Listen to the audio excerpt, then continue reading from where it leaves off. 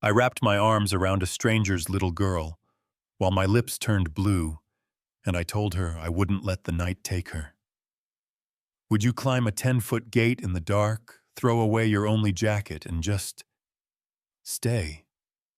If it were you, what would you have done? My name is Marcus Williams, and on that December night, I was 12 homeless and running on fumes. I knew the shapes of the city by the way the cold slid through the alleys, where the wind bites hardest, which doorways buy you 10 minutes of warmth before someone tells you to move along. The library across the street clicked its lights off row by row, like a slow curtain, and the last warm people drifted to their cars, keys chiming, laughter folding into heaters. My jacket was a thin thing with a busted zipper. My blanket was smaller than a bath towel. The news all week had said 10 degrees, maybe lower, and 10 is the kind of number that turns mistakes into headlines. I had a plan, if you can call it that. 5 miles to a shelter that sometimes had a mat and sometimes didn't. My legs felt hollow, my stomach was past hungry into that numb, floaty place, and I told myself, just stand up, just start. Then I heard it. Soft. Not a scream, not the kind of cry that gets the cops called, but that small, embarrassed crying kids do when they're scared and trying not to be a problem. I turned and the sound came from behind an iron gate that looked like it cost more than every apartment I'd ever lived in combined. I walked up, hands on the cold bars, eyes scanning the yard like a guard dog might scan me back. The house was a mansion. Massive front steps, marble that made my bones ache, just looking at it. Warm light somewhere deep inside like a heartbeat you can't reach. And there on the third step, a little girl curled up in pink pajamas, bare feet on stone hair, tangled hands pressed to her arms like she was trying to hold the heat in with willpower. She looked up and I saw two things at once, tears and steam from her breath. And neither of them belonged outside at that hour. "Hey," I said, not too loud, the way you'd talk to a skittish cat. "You okay?" She nodded, then shook her head, then said, "I'm locked out. I rang the bell and knocked, but it's far and nobody hears me. The door just shut. You know that feeling when your stomach goes first and your brain tries to catch up later?" Yeah, that happened. I looked at her feet again, red against the stone, then at the sky. That bruised gray that means snow is on its way. Then at the door, huge and heavy and very sure of itself. I could have walked away. I could have told myself she'd figure it out, that rich people have systems, that somebody would check a camera, that the world didn't need me to take this on. But my mom, before cancer, before everything, used to say we might not have money, but we have our hearts, and if you misplace your heart, you lose the only thing you can't buy back. "I'm coming over," I said, and before fear could talk me out of it, I climbed. The gate was a tangle of iron vines that bit into my palms. At the top, I paused on a thin bar, stepped down, blind, landed too hard, knees barking, breath scraping my ribs. And then I was on their side of the world. I pounded the door with my fist, rang the bell until my thumbs stung, leaned in and listened for footsteps that never came. The house hummed like a sleeping ship. Useless. "Daddy's away," the girl said like an apology, "and the staff rooms are far. There's a new night guard, but he starts in the morning." Morning was 7 hours away. 7 hours is forever when you're barefoot on marble. "What's your name?" I asked. "Lily," she said. "I'm Marcus," I said, and I sat down beside her, like that step was a pew and the cold was an angry sermon. I took off my jacket, the only one I owned, and wrapped it around her shoulders, then pulled my little blanket over both of us and tugged her close the way you're supposed to do in the cold, skin to skin, share the heat, share the fight. But you'll be colder, she whispered, like kindness was a debt I couldn't afford. I'll be okay. I lied, and my teeth chattered so loud, the lie almost fell apart. The rule was simple: don't sleep. I'd learned that from men under bridges and women in doorways who survived winters I couldn't imagine. Sleep in the cold, and your body says thank you and good night. We're going to talk, I told her, and keep talking. Tell me your best day. She blinked, surprised it could be that easy, then smiled a little. Disney World, she said before Mom got sick. We rode everything. My dad carried me when my feet hurt, and I got cotton candy that turned my tongue blue. Her breath made little ghosts while she talked, and I watched those ghosts, counted them, timed them, made a rhythm out of the life leaving her body and coming back. When she finished, I told her about our one day at the beach. Mom saved tips for a month. The car coughed, but it got us there. We built a lopsided castle, and she said, "Look at us, we're royalty today." And we laughed until other people laughed too, not because the joke was good, but because joy is contagious when you let it out in public. You know what I mean? Snow started as a handful of confetti, then thickened into something personal. Time got weird, stretchy the way it does when you measure it by shivers. My shaking went from bad to worse to smooth, which is not victory, not at all. When your body stops trying, that's the danger sign. Marcus Lilly said, voice small, "You're shaking different." "I'm fine," I said in a slow, syrupy voice that scared me more than the cold, and I asked her about the cat she kept mentioning. Mr. Whiskers, a dignified gentleman who hates baths. And I told her about my neighbor who played guitar too loud and sounded like he was arguing with himself, and she told me she wanted to be a veterinarian, and I said I wanted to be a teacher, and the words felt like lanterns we could hold up against the wind. We took turns keeping each other awake. Stories, questions, silly little songs, anything to keep the eyes open and the blood stubborn. Let me ask you something, and I want you to answer honest in the comments. If it were you, cold down to your bones, a little girl tucked under your arm with bare feet on stone, would you give away your jacket, your heat, your odds of making it till morning?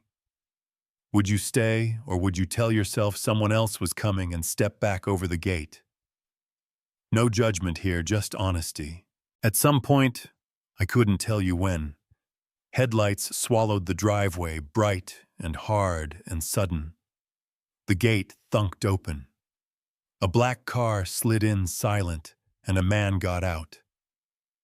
Not like a billionaire, not like a bodyguard, but like a father who forgot how to breathe.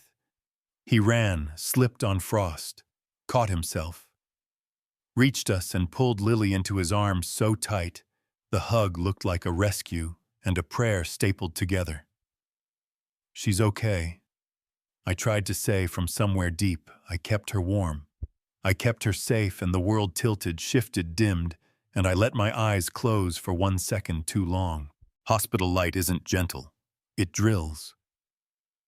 I woke under heavy blankets with an IV and a nurse who spoke fluent scold and kindness at the same time. Every inch of me ached the way frozen things ache when they remember heat. Lily. I croaked like her name was a password, and the nurse smiled. "She's fine, sweetheart. Mild hypothermia. You saved her life." The words felt too big for my chest. Then the door swung open, and a man in an expensive suit stood there with 2 police officers, one whose eyes were hard, because that's their job, and one whose eyes were soft, because that's her nature. The man's face was a thunderstorm of gratitude, fear, suspicion. If you've ever been profiled, you know how quickly your whole body braces without moving. "We need to talk," he said, voice tight, "about what you were doing with my daughter." Wait. Here's the twist. The part that flips the whole story. Detective Patricia Moore, the soft-eyed one, stepped forward and lifted a hand like a traffic cop. "Mr. Hartwell has been watching the security footage," she said, and she looked at me like I was a person, not a problem. "We all have. Son, what you did was extraordinary. Security cameras, the eyes we forget are always open, had recorded everything." Lily stepping outside at 10:47, the door sealing behind her, her pressing the bell, knocking, crying, trying to fold into herself to get small. Me at 11:23, talking through the bars, climbing the gate, pounding on the door, and then the part that made rooms of grown adults cry. Me taking off my only jacket, wrapping it around a child I'd never met, sharing a too small blanket, holding her like body heat, was a language telling stories when my words were turning to slush. The man in the suit, Richard Hartwell, Lily's dad, stepped closer, and I saw it clearly now. The suspicion was gone. He was wrecked. "I owe you an apology," he said, voice frayed. "When I saw you with my daughter, I thought terrible things. I was wrong."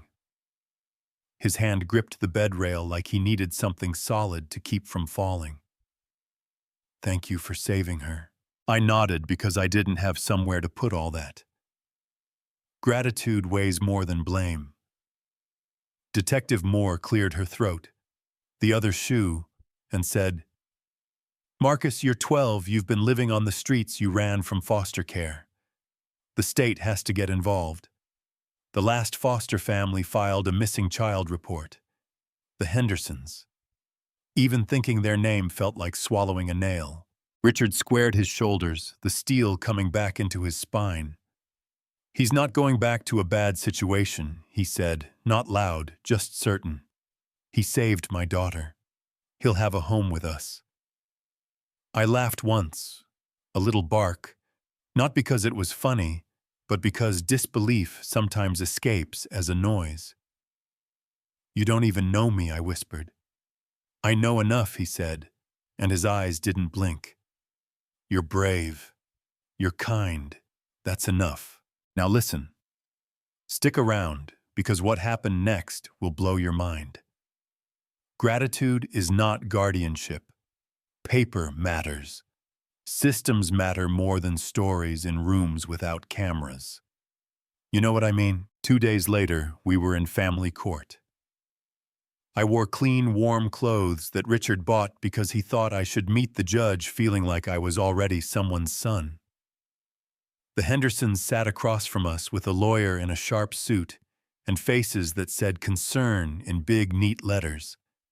They brought papers that looked like evidence words that painted me as a troubled kid who ran because rules are hard, a family that missed me deeply while somehow never feeding me properly or giving me a bed that belonged to me. Their lawyer talked smooth. Their eyes did not. Then something happened I'd never seen before. Other kids who'd lived in that house stood up and told the truth. One by one. 1 meal a day, rice or pasta, nothing else. Mattresses on the floor, 3 kids to a mattress. Chores that stretched into night. A belt used like punctuation. Detective Moore laid out the pattern. The payments the Hendersons received, the neglect that followed the missing receipts, the notes from a school counselor that never made it into any official file. The judge's pen stopped. The room went quieter than a church. "Mr. Williams, the judge, finally said, and that Mr. blew through me like a warm front. I've read the reports and heard the testimony. I need to hear from you." "What do you want?" It sounded simple. It wasn't. I stood on knees that shook and found the wood grain on the bench with my eyes, and I followed the lines until my words found me. "I want a family," I said, "not pretty, just true. I want to stop running. I want to be with people who see me. Not a paycheck, not a problem. Me." I turned and looked at Richard and Lily. She held his hand like she might float away without an anchor. "They see me. He tells me I'm brave before anybody else does. She calls me her guardian angel like she means it. I don't want to be invisible anymore. The judge nodded once, slow, then spoke like every word was a brick in the right wall. Custody is removed from the Hendersons effective immediately. Their lawyer stood to object and sat down with nothing useful to say. Temporary custody is granted to Mr. Hartwell pending adoption. This court finds he can provide a stable, loving home. I sat and broke open. I didn't cry when I slept under bridges, or when rain chased me from an alcove, or when the cold pressed stars into my eyes, but I cried in that courtroom, with the bad fluorescent and the state seal on the wall, because somebody handed me belonging in legal language, and I believed them. Richard put a hand on my shoulder and squeezed. "You're coming home," he said, almost laughing, almost crying. "You're really coming home." Sometimes the simplest sentence is the miracle. Home didn't mean marble. It meant Lily knocking on my door to ask if I wanted hot chocolate and an old movie. It meant Richard burning grilled cheese and pretending it was a choice. It meant blanket forts under the oak tree because she liked tents, and I liked being needed, and he liked crawling in and saying room for one more, and we'd say always. It meant a photo of my mom, creased and soft from years in my pocket, next to a new photo from adoption day, where I'm grinning and crying at the same time, and Lily is squeezing my ribs like she's never letting go. Years passed, and I did the thing I promised under that blanket. I became a teacher. Room 214. Posters that don't match a plant that refuses to die. Desks that wobble just enough to keep you humble. My kids are like weather. Loud, quiet, bored, brilliant. And I love them all the same. The first week I taped a note above my desk that just says, "Stay not," because they can't leave for the bathroom, but because I want them to know I'm not going anywhere. One afternoon, a boy waited after the bell. Thin sleeves too short, eyes older than they should be. He stood like hope was heavy. "Mr. Williams," he said, "I'm in foster care. They're not good people. I don't know what to do." I knelt the way I did on that marble step and said what someone finally said to me. "Come talk to me tomorrow after school. We'll figure it out together. Nobody has to be alone." People ask me why I risked it. Why give away my jacket, my heat, my odds for a kid I didn't know? My answer is not fancy. Because that's what we're supposed to do. Not because it's heroic, because it's human. You are not your bank account, or your last name, or the gate in front of your house. You are the choice you make when it's freezing and somebody small needs you to stay. But let me complicate it, because real life is not a straight line. Was it fair that I only got adopted because a rich man believed me had cameras to prove it, and lawyers who could translate my pain into acceptable paperwork? Do you think that's fair? How many kids don't get a detective more, or a judge on a good day, or a father who can show up with resources and say that one he's with me? We love miracle footage and courtroom victories, but safety should not require a spectacle. If the system needs a viral moment to do the right thing, maybe the system is the thing that's lost in the cold. So here's what I want from you, from anyone who makes it to the end of stories like this. Look closer. Stay longer. Believe sooner. If you see a kid who looks like trouble, try a different word. Try possible. If you hear a cry that doesn't sound big enough to matter, follow it anyway. Share the blanket anyway. File the report anyway. Be the adult who stays. I still stand at my bedroom window some nights. Lily, somehow taller than the staircase that tried to swallow her, is upstairs finishing homework. Richard hums off key in the kitchen, because happiness is a habit if you practice. I hold the one photo I have of my mother, and I whisper, "I kept your promise." I stayed kind. I stayed. And you know what? Sometimes I feel like the boy I was appears for a second in the reflection, pink-nosed and stubborn, and he nods like we made it. If it were you on that step, what would you have done? Stayed or walked away?